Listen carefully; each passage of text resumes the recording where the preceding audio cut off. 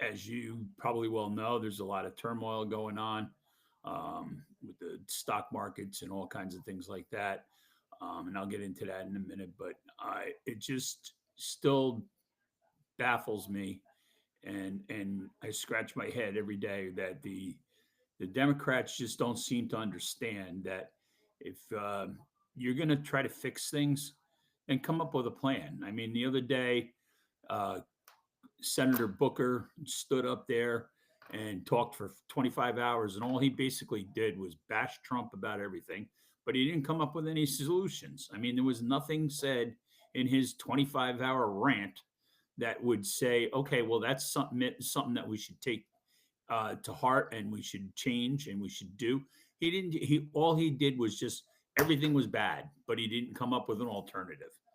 And I'm sorry, but if you're going to stand there without going to the bathroom, without doing any of that kind of stuff, unless he was wearing Depends, and who knows, but what he was doing, maybe he had a catheter put in, whatever. The point of the matter is, you're going to stand up for 25 hours and you're going to ramble on like I do for 45 minutes or half hour or whatever it is, and you're not going to come up with a solution. Well, then shut up.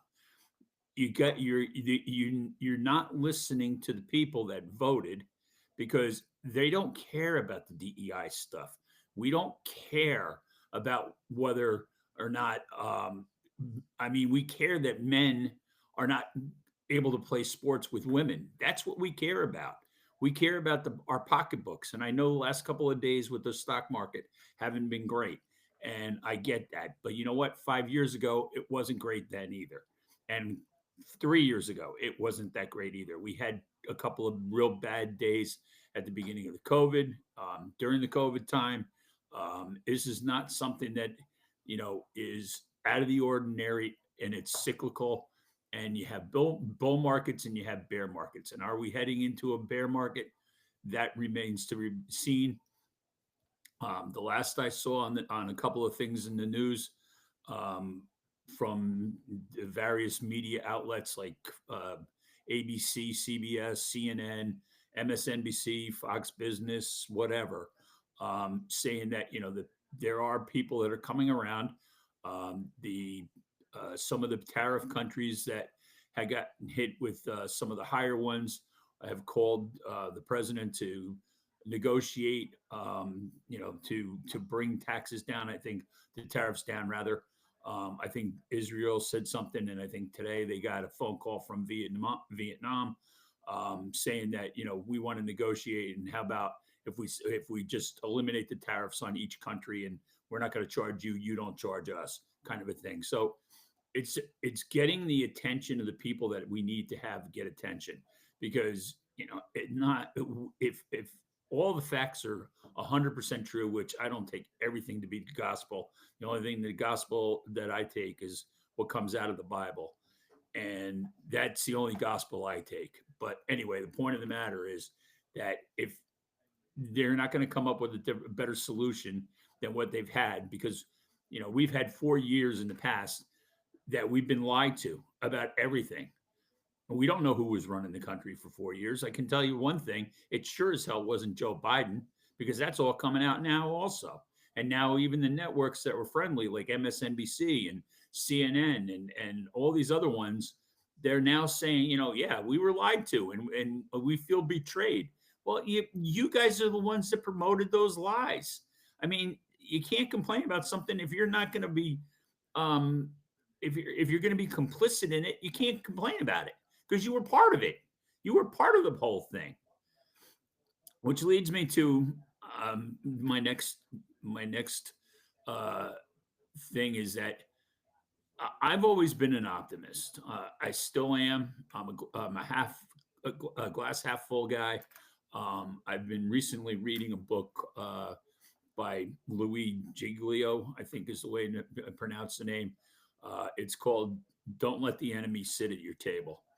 And basically, I do consider myself to be a person of faith. I consider myself a Christian. I'm not a big Bible thumper type of guy, but I have my faith, and that's where I'm going with this, because you have to have faith, and you have to have faith in yourself, we all have faith. It's just what you put your faith in.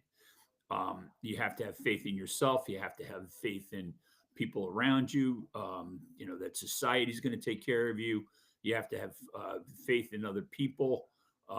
You have to have faith in your abilities to do things. Obviously, there's always the spiritual aspect of it, regardless of whether you're a Christian or whether you're a Jew or whether you're um, Hindu or whatever. You have to have some sort. You may or may not have some sort of faith. If you're an atheist, well, then I can't speak for you. I don't know what your faith would be in, and other than yourself and your family and whatever else. So everybody, you have to have faith. And in this book, he goes into the Psalm 23, and everybody knows that one. I don't know if you, even if you don't go to church or whatever, you do know this psalm, because if you go to a funeral, they usually have that as part of the funeral uh, ceremony and whatever. And it starts off, and I'm going to read a couple of passages for it. It starts off, "The Lord is my shepherd, and I shall not want. He lays me down in green pastures and leads me to still waters. He restores my soul and takes me on the paths of righteousness in the names of his sake. And although I walk through the valley of death, I fear no evil, for he is with me, and the rod and the staff, they comfort me. And he prepares a table for me in the presence of my enemies." That, to me, kind of is poignant at this time in our life, in our history of our country, because you have to have faith. And if you follow that, it kind of makes sense that, right now you might feel like you're in the valley of death, and you're going to come out on the other side, because there are greener pastures. And whether it's, if you're an anti-Trump person, or whether it's you've had a bad time in your life, or whatever the case may be, it'll come around, because it always does. And maybe the answer is not Donald Trump. Who knows? I mean, he's only been in office for 100 days, not even, and he's gotten a lot accomplished. And people are, even the far left people that are all over the news and the airwaves and stuff, railing against the guy, are saying and admitting that some of the things he's doing. Okay, right now it seems a little chaotic with the tariffs and stuff, but you got to get rid of the bloat in the government. We got to get rid of the debt. These are all things that, if you have kids and you have grandkids like I do, you got to be thinking about those things, because these poor kids are going to wind up, we're going to leave them a shithole, and we're going to leave them with all kinds of burdens that they're not going to be able to get out of. And the only way we're going to fix it if somebody actually comes in and has the balls to change it. And being that he is a businessman, what better person? Because you're not going to get a career politician to do it, because they would lose too much. If a career politician doesn't give us a shit about anything other than his own back pocket, and because we vote him in, but we should be voting some of these guys out. I mean, I think Schumer's been there, or I can't think of the guy's name from South Carolina. That's the high-ranking Republican. But those guys, I think, were there when they signed the document of the Bill of Rights. I mean, they've been around forever, and as long as my lifetime, I can only remember those guys in office, and they shouldn't be there anymore, because their ideas are antiquated. They need to be relieved of their duties, because they're not coming up. They're just repeating and regurgitating the same shit over and over and over and over again. And I'm all for term limits. I mean, I think once you have served out your usefulness, and which is usually at about 10 years, and beyond that point, as a politician, you got to go. You make a life for yourself. And I don't think you should get a pension for everything, a lifelong insurances and all that kind of stuff, because that's our tax dollars that we're paying for. And if you're not going to do the bidding of our people, because that's what the Constitution was set up for. And I've been reading a little bit and up on the Federalist Papers. This is the kind of stuff that's going on right now that our forefathers were fearing that was going to happen, is that government was getting too big and they didn't want that to happen.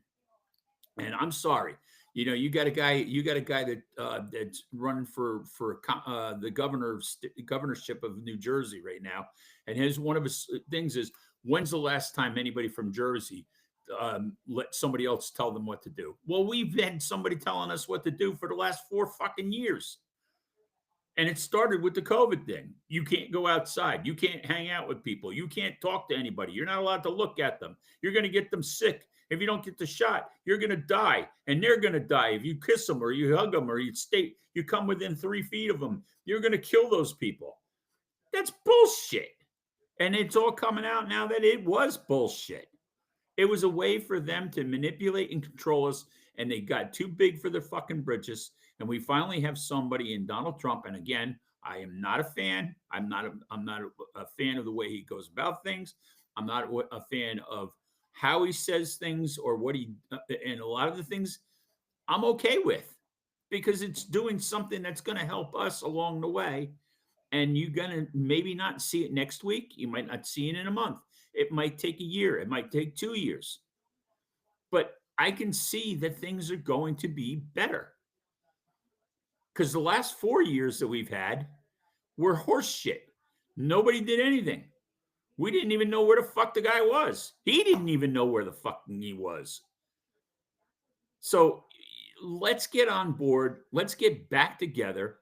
Remember that nobody here is the enemy. And even if they are, you're always welcome at somebody's table.